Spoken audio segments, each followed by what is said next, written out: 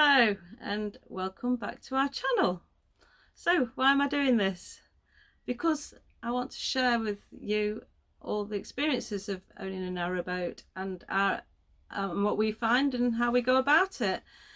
And so we're going to be upgrading Emerald and doing lots of work on her and enjoying cruising as well. So I hope you find it interesting and enjoy it. So when we got back off our holiday, off the shakedown cruise, we needed to get her out of the water. We got that booked in, so she came out of the water. She was blacked with bitumen and had 6 new anodes put on. That protects her hull. So we're going to have that done every 2 years, and next time we're going to do it ourselves, and no doubt we'll be putting it on here. We couldn't be there this time because we was both at work. We both needed to get back to work. So yeah, that's that. And we get her done and she looks great. So the next thing we needed to address was the charging system on Emerald. So Emerald has got 2 different systems, which is quite unusual, I think. She's got 12 volt to the engine, but she's got 24 volt to the cabin. So we've got the travel power that charges the leisure batteries up that isn't working. So there isn't anything charging the batteries at the moment apart from solar and landline. The travel power is a 240 volt generator that runs through the inverter to charge the batteries. And it's complicated. I'm really struggling with this. So yeah, so that's not working basically. So yeah, we get somebody to have a look at that, and they come and have a look at it. They charge us £170, and it's just a loose wire. It took them a while to find it, obviously, but it was just a loose wire. So that was really good. I'm really pleased about that because we'd budgeted a lot more for that. So yeah, we couldn't wait to take it out on a cruise to try this travel power, and yeah, went out and switched it on, and it didn't work. The light stayed red and it wouldn't go to green. So we tried it lots of times and it was just wouldn't have it. It was quite frustrating. I was really disappointed. So yeah, we got back and went to see the guy again, and he said it worked fine when he tested it. So we asked him to come and demonstrate it for us, demonstrate it to us. And so he did that and come, and it took him a few attempts to get it started, but he did get it, the green line to come on. So off we went again. We'd watched very carefully what he'd done and how he'd done it. So we tried to do it again and it didn't work again. So it's extra frustrating by this time. We moored up overnight out on the canal. And next morning we thought we'd have one more attempt before we ripped it out and chucked it through the window, or coal wood. So yeah, we put it on and switched the engine on, and it burst into life like an earthquake. It was horrible. It shook the boat so violently, and thought the engine was going to jump off its mounts. We put the tick over up like you do when you start the engine. But it did that anyway, and the engine then cut out. So we decided that this system just isn't working for us, and you know, we're really fed up with it. And we went back to the guy and we asked about him putting a 24 volt alternator onto the boat. So yeah, he said basically that, you know, it was a really difficult job to do, and to get the pulleys lined up would be really difficult because it's in a really awkward situation where you'd have to put it. So yeah, we was really worried by that time, and you know, we didn't want to sit in the marina on electric hookup all the time, and we didn't want to go out and either rely on the sun to be out all of the time, or worry about the batteries being discharged. So we decided to go and get a second opinion. I went and looked on the internet and googled marine electricians, and I found a guy from 4 Counties Marine Services.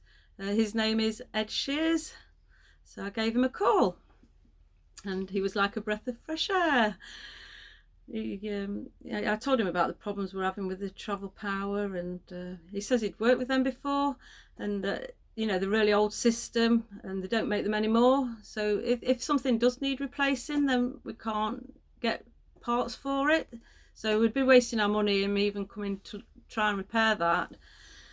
So he suggested us having a 24-volt alternator. So, right, yay! that's really what we wanted. You know, we wanted to do away with the travel power, because we didn't really need that kind of equipment on the boat. We want something simple that we don't have to think about. So yes, he discussed that, and I told him about the guy saying it was difficult to access it, etc., and he would struggle. So he said, I tell you what, he said, I'll come down, have a look, and we'll take it from there. So that's what he did. While I was waiting for Ed to come, because he obviously couldn't come that straight away, we decided to take a look at the leisure batteries that were on board. So when we looked, we saw that there were Trojan batteries. Looked into it, and they're actually 6-volt batteries, which I expected to be like half the size of a 12-volt battery, but they're actually massive. They're really big batteries and big and heavy.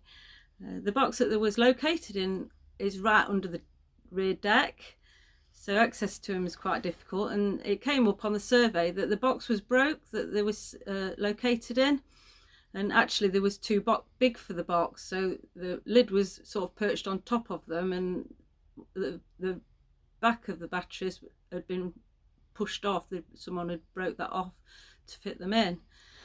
So yeah, and then we just looked into it and saw that there were wet cell batteries, so they need distilled water putting in. And when we tried to look at we unscrewed the caps on the top of the batteries, and we couldn't actually see inside it because of the location of them. So we then had to sort of have a system where we sort of got into the engine bay, straddled the engine, and then shone a torch into them whilst recording with the camera. So yeah, and when we actually looked at the recording that we'd made, as you can see, they're totally dry, bone dry. We found some distilled water on the boat in the rear locker, so we put some of that on, and you couldn't even tell there was any in there, so they were all bone dry. So we ended up putting 13 litres in.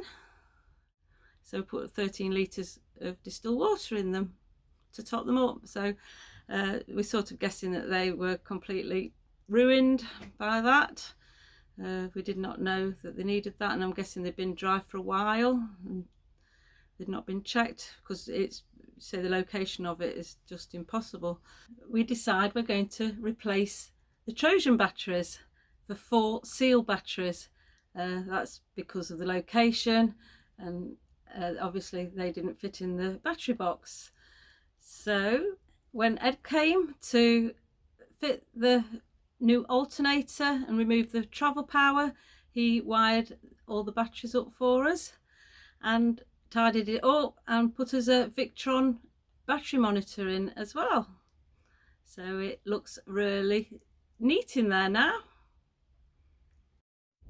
So this is the old travel power unit that attached to the engine, which was looked a bit like an alternator to me, and that's it all removed.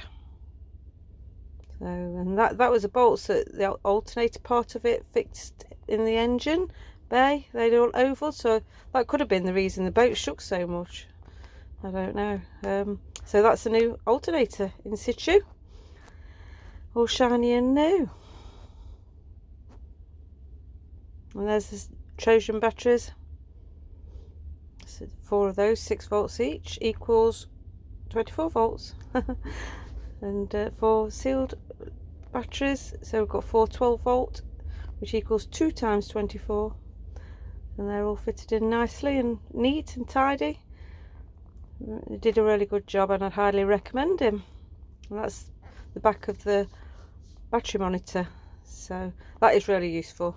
So you can tell how much power you've got and how much you've used. And you can download an app because it's got Bluetooth on it, and it tells you how your starter battery is doing as well as your leisure batteries. So yeah, it's really good, that is.